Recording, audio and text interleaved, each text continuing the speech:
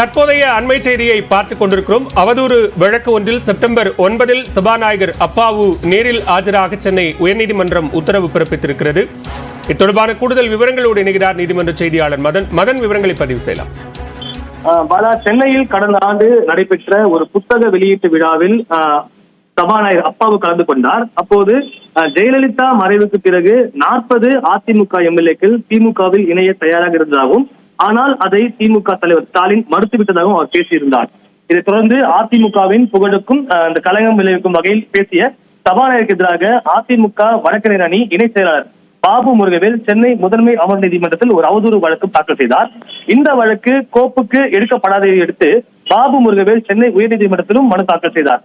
இந்த மனுவை விசாரித்த உயர்நீதிமன்றம் பாபு முருகவேலின் இந்த வழக்கை கோப்புக்கு எடுத்துக்கொண்டு சட்டப்படி நடவடிக்கை எடுக்க வேண்டும் என்று ஏற்கனவே சென்னை முதன்மை அமர் நீதிமன்றத்திற்கு உத்தரவு பிறப்பித்தது.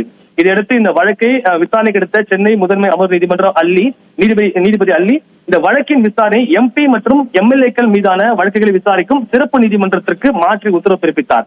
இந்த வழக்கு தான் இன்று சிறப்பு நீதிமன்றத்தில் விசாரணைக்கு வந்தபோது இந்த வழக்கு விசாரணைக்கு செப்டம்பர் 9 நேரில் ஆஜராக வேண்டும் என சபாநாயகர் அப்பாவுக்கு சம்மன் அனுப்ப சிறப்பு நீதிமன்றம் தற்போது ஒரு உத்தரவு பிறப்பித்துள்ளது. பாலா, நன்றி மதன், விரிவான விவரங்களுக்கு.